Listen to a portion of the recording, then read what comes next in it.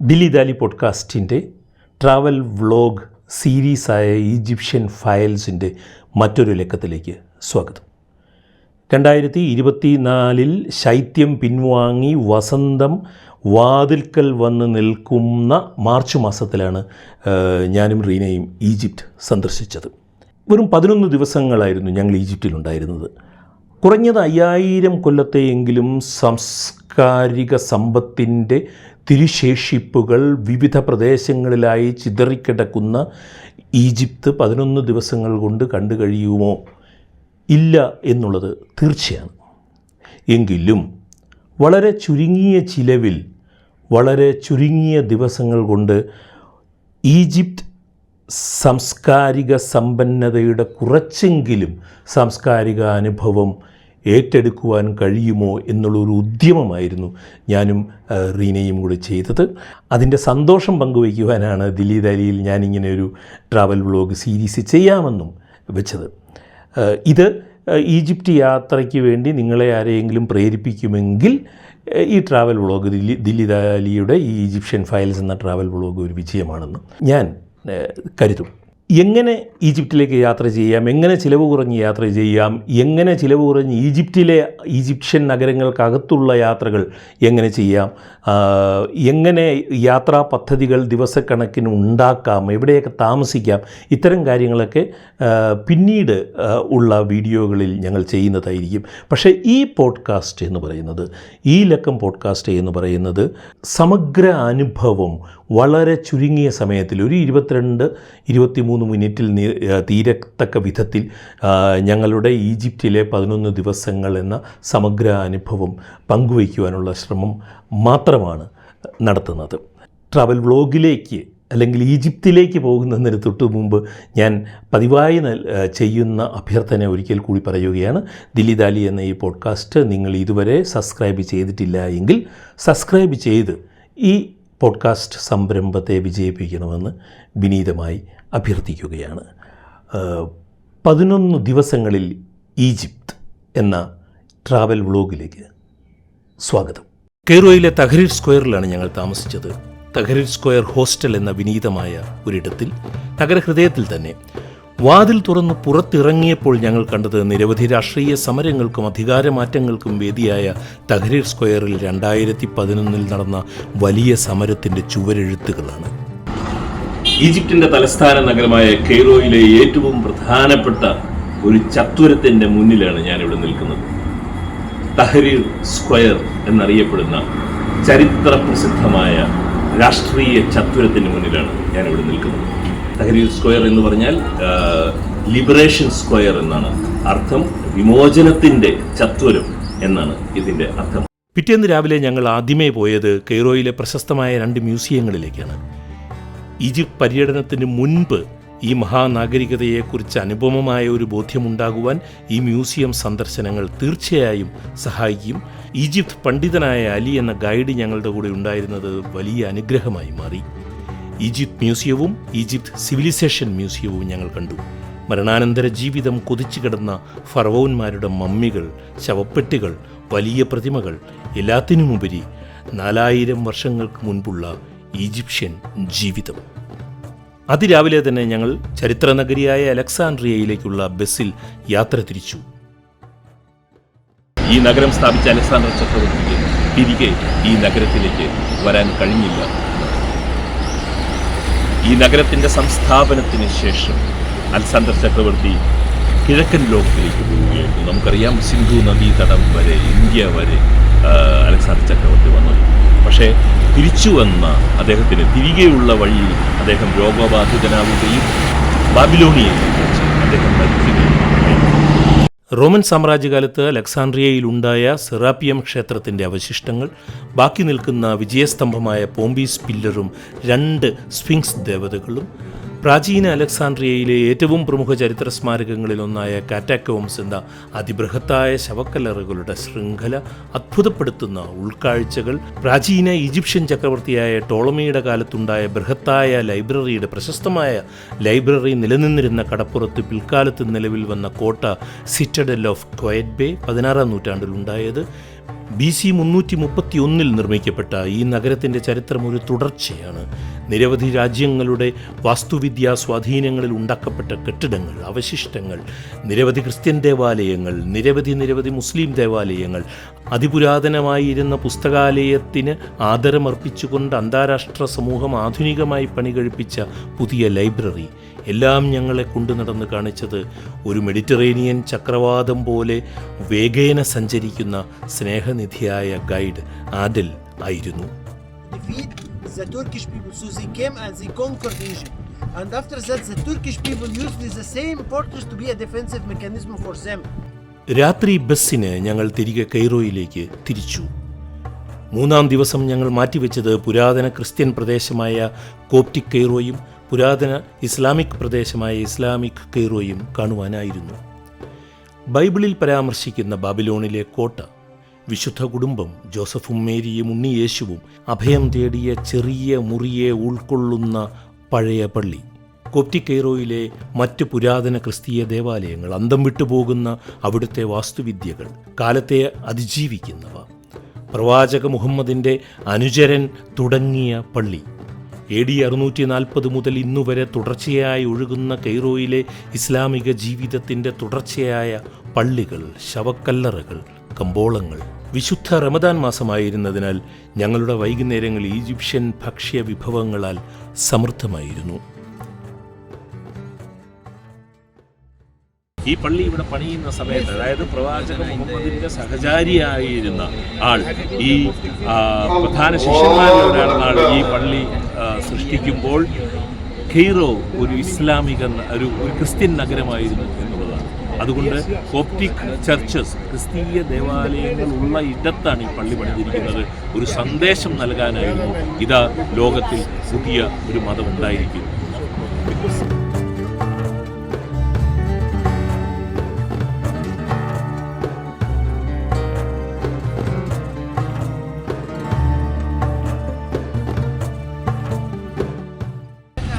The last one had been hanged here was the Sultan himself, Sultan Tuman Bai, and that was 1517 at the hands of the Turks, the Ottomans, when they came over here and they hanged him here for 3 consecutive days before his body was taken to his burial sites to send a very strong message for Egyptians: no rebels, no rebels, no rebels. That was it. Nile നദീതീരത്തുകൂടി രാത്രിയിൽ Cairo നഗരം കണ്ട് ഞങ്ങൾ തിരികെ മുറിയിലേക്ക് പോയി. പിറ്റേന്ന് പുലരും മുൻപ് തന്നെ ഞങ്ങൾക്ക് കൈറോയിൽ നിന്നും അസ്വാനിലേക്കുള്ള വിമാനം പിടിക്കേണ്ടതുണ്ടായിരുന്നു. കൈറോയിൽ നിന്നും ഞങ്ങൾ അസ്വാൻ നഗരത്തിലെത്തി. നൈൽ നദിയുടെ വിശ്വരൂപം. ഈ നദീതീരത്താണ് ഞങ്ങൾ താമസിച്ചത്. ഇന്നു മുതൽ ഞങ്ങൾ നൈൽ നദിയിലെ ഒരു കപ്പൽ യാത്രയിലാണ്, ചരിത്രത്തെയും കാലത്തെയും അതിജീവിച്ച സ്മാരകങ്ങൾ കാണുവാൻ. നൈൽ നദിയുടെ പശ്ചിമ തീരത്തെ അസ്വാൻ നഗരത്തിലാണ് ഞങ്ങളിപ്പോൾ നിൽക്കുന്നത്. അസ്വാൻ നഗരത്തിന് ലോകചരിത്രത്തിൽ വലിയ സ്ഥാനമുള്ളതാണ്. നൂബിയ എന്ന ഭൂപ്രദേശമായിരുന്നു പ്രാചീന ഈജിപ്ഷ്യൻ ചരിത്രത്തിൽ ഈ പ്രദേശത്തിന് പറഞ്ഞിരിക്കുന്നത്. ഇത് അസ്വാൻ അണക്കെട്ട് 1960കളിൽ നൈലിലുണ്ടായ വലിയ ജലസംഭരണി. ഞാനൊക്കെ സ്കൂളിൽ പഠിക്കുന്ന സമയത്ത് 5ാം ക്ലാസ്സിലും 6ാം ക്ലാസ്സിലും ഒക്കെയുള്ള പാഠപുസ്തകത്തിൽ അസ്വാൻ അണക്കെട്ട് ഉണ്ടാക്കുന്നതിനെ കുറിച്ചും ചരിത്രത്തെ കുറിച്ചൊക്കെ പഠിച്ചിട്ടുണ്ട്. പക്ഷെ ഒരിക്കലും ഞാൻ ആഗ്രഹിച്ചിരുന്നു കാണണമെന്ന്, കാണാൻ പറ്റുമെന്ന് വിചാരിച്ചില്ല. ഏതായാലും അസ്വാൻ അണക്കെട്ടിലാണ് ഞാനിപ്പോൾ നിൽക്കുന്നത്. മനോഹരമായിരുന്നു ഞങ്ങളുടെ ക്രൂയിസ് ഷിപ്പ്. എല്ലാ സൗകര്യങ്ങളോടും കൂടിയ ഒരു കപ്പൽ, സുന്ദരമായ മുറി, ജനാലയ്ക്കപ്പുറം നൈൽ നദി. ഈ നദീതീരങ്ങളിലാണ് എല്ലാ ചരിത്ര സ്മാരകങ്ങളും. ഓരോ കടവിലും കപ്പൽ അടുക്കുമ്പോൾ കാലാതിശായികളായ ഓരോ ക്ഷേത്രങ്ങൾ തല ഉയർത്തി നിൽക്കുന്നത് കാണാം. ആദ്യം കപ്പൽ അടുത്തത് ഫിലെ ക്ഷേത്രത്തിലാണ്. ഉണ്ടായത് 2700 വർഷങ്ങൾക്ക് മുൻപ്. ആദ്യ അസ്വാൻ അണക്കെട്ടുണ്ടായ 1902 മുതൽ പ്രളയം നിരന്തരം ശല്യപ്പെടുത്തിയിരുന്ന ഫിലെ ദ്വീപിൽ 1970 പുതിയ അസ്വാൻ അണക്കെട്ട് വന്നപ്പോൾ പ്രളയം പൂർണ്ണമായി. മുഴുവൻ ക്ഷേത്രവും ജലത്തിനടിയിലായി. യുനെസ്കോ നേതൃത്വത്തിൽ ക്ഷേത്രം പുതിയ ഇടത്തിലേക്ക് പുനഃസ്ഥാപിക്കുകയായിരുന്നു. BC 380-362 ഐസിസ് ദേവതയ്ക്ക് വേണ്ടിയുണ്ടായ ക്ഷേത്രം ഫിലെ. അടുത്ത ദിവസം അതിരാവിലെ ഞങ്ങൾ അസ്വാനിൽ നിന്നും റോഡ് മാർഗം 300 കിലോമീറ്റർ സഞ്ചരിച്ച് അബു സിംബലിൽ എത്തി. പാറ തുരന്നുണ്ടാക്കിയ 2 മഹാക്ഷേത്രങ്ങൾ. ലോകത്തിലെ തന്നെ ഏറ്റവും പഴക്കമുള്ള ക്ഷേത്രങ്ങളിൽ ഒന്നിന്റെ മുന്നിലാണ് ഞാൻ നിൽക്കുന്നത്. ലോകത്തിലെ ഏതൊരു ദൈവത്തിനും ഇതിനകത്ത് പ്രതിഷ്ഠിക്കപ്പെടണം എന്ന് ആഗ്രഹിച്ചാൽ പോലും നമുക്ക് അത്ഭുതപ്പെടാനില്ല. മഹാനായ ഫറവോ റാമസിസ് രണ്ടാമൻ അദ്ദേഹത്തിനും പത്നിയായ നെഫർട്ടാരിക്കും വേണ്ടി ഉണ്ടാക്കിയ ക്ഷേത്രങ്ങൾ. നൂബിയൻ ഈജിപ്തിൻ്റെ അഭിമാനസ്തംഭ ക്ഷേത്രങ്ങൾ. ക്ഷേത്ര നിർമ്മാണം പോലെ തന്നെ അത്ഭുതാതരങ്ങളോടെ നാം ഓർത്തിരിക്കേണ്ട ഒന്നാണ് 1970കളിൽ ആധുനിക മനുഷ്യൻ പ്രളയത്തിൽ നിന്നും ഈ ക്ഷേത്ര സമുച്ചയത്തെ രക്ഷിക്കുവാൻ അതിനെ മാറ്റി സ്ഥാപിച്ച ഹെർക്കൂലിയൻ ശ്രമം. അബു സിംബലിൽ നിന്നും ഞങ്ങൾ റോഡ് മാർഗം അസ്വാനിലേക്ക് തിരിച്ചു. വൈകിട്ട് ഞങ്ങളുടെ കപ്പൽ പോയത് കോം ഓംബോ ക്ഷേത്രക്കടവിലേക്കാണ്. ടോളമി രാജവംശകാലത്ത് ഉണ്ടായതാണ് കോം ഓംബോ. ക്രിസ്തുവിന് മുൻപ് 180-47. Komombo. The oldest and the first name ever which has been given to the whole city by the ancient Egyptian, it was called Nebu. Nebu means the golden city. Then the name has been changed later when the Arab came here to Egypt in 641 AD to be Komombo. പരുന്തു ദൈവമായ ഹാത്തോറിനും മുതല ദൈവമായ സോബക്കിനും വേണ്ടിയുണ്ടായ 2 ക്ഷേത്രങ്ങൾ. അതിമനോഹരമായ വർണ്ണങ്ങൾ ക്ഷേത്രത്തിൻ്റെ ചിത്രത്തൂണുകളിൽ ഉപയോഗിച്ചിരിക്കുന്നു. സന്താനോൽപാദന ചികിത്സകൾ വരെ ഉണ്ടായിരുന്ന ആശുപത്രികൾ പിൽക്കാലത്ത് ഈ ക്ഷേത്ര സമുച്ചയത്തിൽ പ്രവർത്തിച്ചു.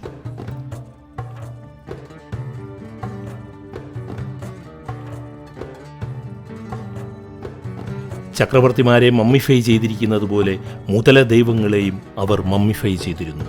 2000 വർഷത്തിലധികമായി കേടുവരാതെയിരിക്കുന്ന മുതല മമ്മികൾ ഈ ക്ഷേത്രത്തിൽ ഇപ്പോഴുമുണ്ട്.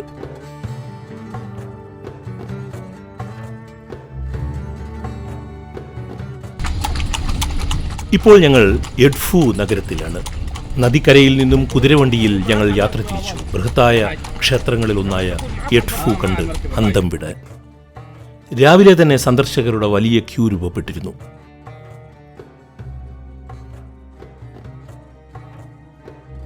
The temple that you're going to see it right now, they started to build it in 237 BC. It has been built at the Greek time. The temple that you're going to see it right now, it is 8 times bigger than Komombo temple. It is 8 times bigger than Komombo temple. It is the biggest temple ever which has been built by the Greek all over Egypt. It is the second biggest temple ever all over Egypt after Karnak. Karnak is the biggest. Then Edfu. എഡ്ഫു ക്ഷേത്രത്തിനകത്താണ് ഞാൻ നിൽക്കുന്നത്. പ്രാചീന Egyptian ക്ഷേത്രങ്ങളിൽ ഏറ്റവും നന്നായി സംരക്ഷിക്കപ്പെട്ട് നിൽക്കുന്ന അതിവിപുലമായ വലിയ ക്ഷേത്രമാണ് ഇത്. ഈജിപ്തിലെ തന്നെ പ്രാചീന ഈജിപ്ഷ്യൻ ക്ഷേത്രങ്ങളിലെ ഏറ്റവും വലിയ ക്ഷേത്രങ്ങളിൽ ഒന്നാണ് ഇത്. ഗ്രീക്ക് റോമൻ പീരീഡിൽ ഉണ്ടാക്കിയതാണ്. ഗ്രീക്കുകാർ ഉണ്ടാക്കിയ ക്ഷേത്രങ്ങളിലെ ലോകത്തിലെ ക്ഷേത്രങ്ങളിൽ തന്നെ 3ാമത്തെ ഏറ്റവും വലിയ ക്ഷേത്രമാണിത്. ആദ്യത്തെ 2 ക്ഷേത്രങ്ങൾ ഏഥൻസിൽ ആണുള്ളത്. ഈ ക്ഷേത്രം കാണുന്നതിന് വേണ്ടി മാത്രം ജീവിച്ചിരുന്നാൽ തന്നെ അത്ര വിപുലമായ സാംസ്കാരിക സ്മൃതികൾ നമ്മളിലേക്ക് കൊണ്ടുവരുന്ന ഒരു ക്ഷേത്രമാണിത്. ആയിരക്കണക്കിന് ചിത്രത്തൂണുകൾ, അതിമനോഹരമായ ചിത്രപ്പണികളുള്ള ചിത്രത്തൂണുകളും ഈ ക്ഷേത്രത്തിനകത്തേക്ക്, ഒരു പുസ്തകത്തിനകത്തേക്ക് കയറുന്നത് പോലെയാണ് ഈ ക്ഷേത്രത്തിൽ വന്നു കഴിഞ്ഞാൽ.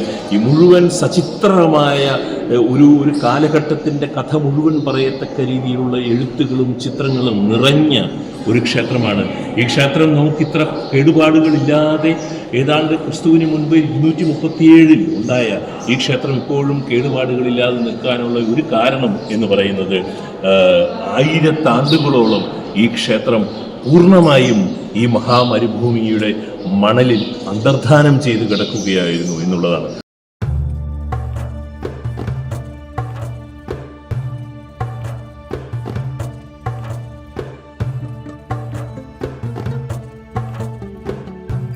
എഡ്ഫു ക്ഷേത്രത്തിൽ നിന്നും പിന്നീട് ഞങ്ങൾ പോയത് ലുക്സർ നഗരത്തിലെ പ്രാചീന ഈജിപ്തിലെ ഏറ്റവും വലിയ ക്ഷേത്രത്തിലേക്കാണ്.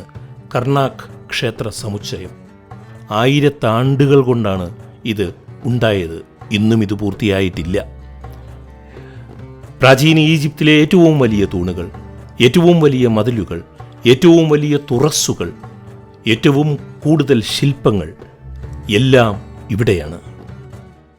കാലാതിശായിയായ ചരിത്രം നമ്മെ വിനീതമാകുന്ന മഹത്തായ കർണാക് ക്ഷേത്ര സമുച്ചയത്തിനകത്താണ് ഞാൻ നിൽക്കുന്നത്.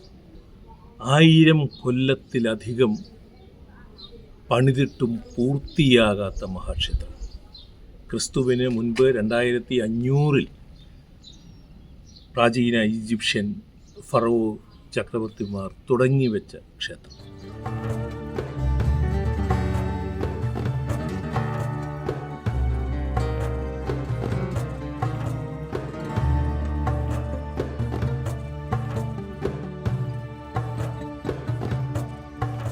അന്ന് സന്ധ്യ തിരിഞ്ഞ് ഞങ്ങൾ പോയത് ലുക്സർ ക്ഷേത്രത്തിലേക്കാണ്. 1400 BC-യിൽ ഉണ്ടായതാണിത്. ക്രിസ്തുവിന് മുൻപ് 18-ാം നൂറ്റാണ്ടിലെ ഫറവോ ആയിരുന്ന അമൻഹോറ്റെപ് മൂന്നാമൻ പണിത ക്ഷേത്രമാണ് പിൻവശത്തുള്ളത്. ടൂറ്റാഖാമുൻ, രാമസീസ് രണ്ടാമൻ എന്നീ ഫറവോമാർ ഉണ്ടാക്കിയ ക്ഷേത്രങ്ങളും ഈ സമുച്ചയത്തിനകത്തുണ്ട്. പിന്നീട് അലക്സാണ്ടർ ചക്രവർത്തിയും ഇതിൽ ക്ഷേത്രം പണിതു. ഈ ക്ഷേത്രത്തിൽ മാത്രമാണ് ഈജിപ്തിൽ നമുക്ക് അലക്സാണ്ടറുടെ ചിത്രം കാണാൻ കഴിയുന്നത്.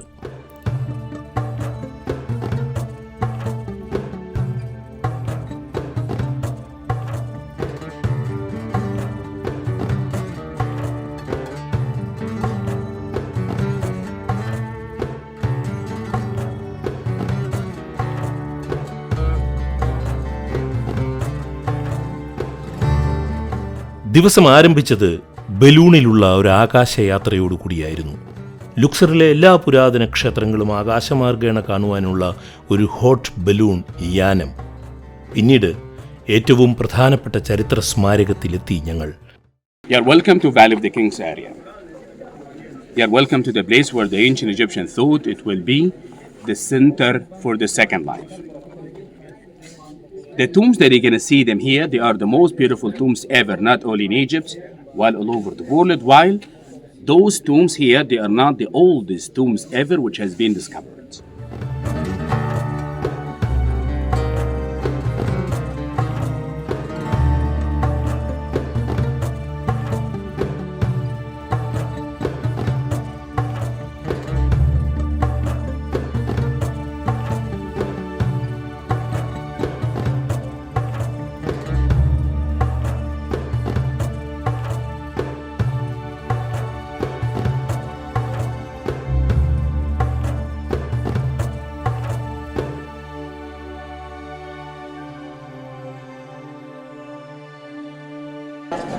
മനുഷ്യൻ കാണാൻ വേണ്ടിയല്ല ഈ ചിത്രങ്ങൾ മുഴുവൻ വരയ്ക്കപ്പെട്ടത് എന്നുള്ളതാണ് ഏറ്റവും അത്ഭുതപ്പെടുന്ന കാര്യം.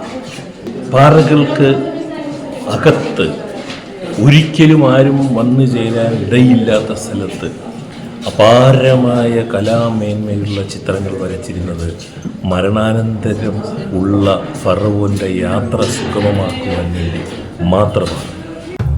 രാജാക്കന്മാരുടെ താഴ്വാരത്തു നിന്നും ഞങ്ങൾ പോയത് രാജ്ഞിമാരുടെ താഴ്വാരത്തിലേക്കാണ്. ഫറവോമാർ വാലി ഓഫ് കിങ്സിൽ മരണാനന്തര ജീവിതം കാത്തുകിടന്നപ്പോൾ ഇവിടെ രാജ്ഞിമാർ കിടന്നു. അതിലേറ്റവും പ്രധാനം സ്ത്രീ ഫറവോ ആയിരുന്ന ഹത്ഷിപ്സൂട്ടിന്റെ പാറയിൽ പണിത ക്ഷേത്രമാണ്. കാലം ക്രിസ്തുവിന് മുൻപ് 1507 1458.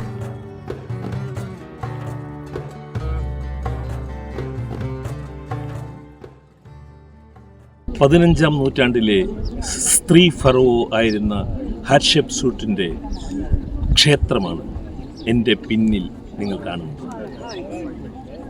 പുരാതന ഈജിപ്ഷ്യൻ ചരിത്രത്തിലെ ഏറ്റവും ശക്തയായ സ്ത്രീ സാന്നിധ്യമായിരുന്നു ഹത്ഷെപ്സൂട്ട്. അവർ ഫറവോ ആകുന്നതിനും ചക്രവർത്തിയാകുന്നതിനും അന്നത്തെ പുരുഷ സാമ്രാജ്യം മുഴുവനെതിരായിരുന്നു. ഈ രാജ്യത്തുള്ള മുഴുവൻ പുരുഷന്മാരും എതിര് നിൽക്കുമ്പോഴും ആ ഗൂഢാലോചനകളെല്ലാം അതിജീവിച്ച് 21 കൊല്ലം എല്ലാ പുരുഷ ഗൂഢാലോചനകളെയും എതിർത്ത് തോൽപ്പിച്ച് പ്രാചീന ഈജിപ്തിൻ്റെ തലസ്ഥാനമായിരുന്ന ലുക്സർ നഗരത്തിൻ്റെ സമീപത്ത് അവർ ചക്രവർത്തിനിയായിരുന്നു, അവർ ഫറവോ ആയിരുന്നു. രാത്രി ഞങ്ങൾ ലുക്സറിൽ നിന്നും കെയ്റോയിലേക്ക് ബസ്സിൽ യാത്ര തിരിച്ചു. 665 കിലോമീറ്റർ. രാവിലെ ഞങ്ങൾക്ക് ഏറ്റവും പ്രധാനപ്പെട്ട ഒരു യാത്ര ചെയ്യാനുണ്ടായിരുന്നു, ഗിസയിലേക്കും സക്കാറയിലേക്കും. മഹത്തായ പിരമിഡുകൾ കാണുവാൻ. ഗിസയിലെ ഖുഫു, ഖാഫ്രെ, മെൻകുറെ പിരമിഡുകൾ. ഏറ്റവും വലുത് ഖുഫു, 481.4 അടി ഉയരത്തിൽ, 230 മീറ്റർ വീതിയിൽ. ക്രിസ്തുവിന് മുൻപ് 2600-2500 ഇടയിലുണ്ടായവയാണ് ഈ 3 പിരമിഡുകളും ഫോർത്ത് ഡൈനാസ്റ്റിയുടെ കാലത്ത്. കൂടെ പ്രാചീന ഈജിപ്തിലെ ഏറ്റവും വലിയ ഒറ്റക്കൽ ശില്പമായ സ്ഫിങ്സ്, ഖാഫ്രെ പിരമിഡിലേക്ക് നോക്കി നിൽക്കുന്ന സ്ഫിങ്സ്. ഈ സ്ഫിങ്സിന് ഖാഫ്രെ ഫറവോന്റെ ഛായയാണത്രേ.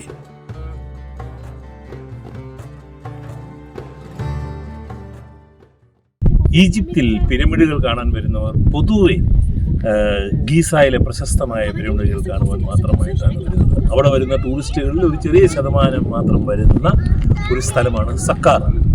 സക്കാറ എന്ന് പറയുന്നത് ഗീസായിലെ പിരമിഡുകളിൽ നിന്നും ഏതാണ്ട് 30 കിലോമീറ്റർ മാറി നിൽക്കുന്നത്. സക്കാറയുടെ പ്രത്യേകത ഒന്നാമത്തെ പിരമിഡ് ഇതാണ് എന്നുള്ളതാണ്. When it comes to Saqqara, please do forget about Luxor, because Saqqara did exist when there was no Luxor at anywhere, at any way. So in Saqqara here, they were paving the way for this great civilization to emerge out of this dry desert and hot sand.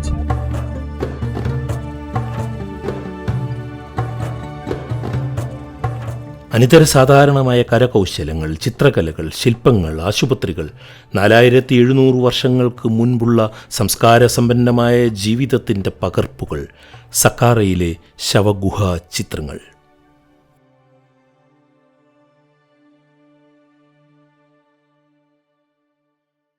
ക്രിസ്തുവിന് മുൻപ് 2700 ഫറവോവായിരുന്ന ജോസറിൻ്റെ ശവസംസ്കാര ക്ഷേത്രത്തിലെ വൻ തൂണുകൾക്കിടയിലൂടെ ഇറങ്ങി ഞങ്ങളുടെ Egypt യാത്ര അവസാനിപ്പിക്കുകയായിരുന്നു. പിറ്റേന്ന് സമാധാനപരമായി കെയ്റോ നഗരത്തിൽ ഞങ്ങൾ ഷോപ്പിംഗ് നടത്തി. വളരെ നല്ല ഭക്ഷണമൊക്കെ കഴിച്ച് രാത്രി വിമാനത്തിൽ ഞങ്ങൾ ഡൽഹിയിലേക്ക് തിരികെ പോന്നു.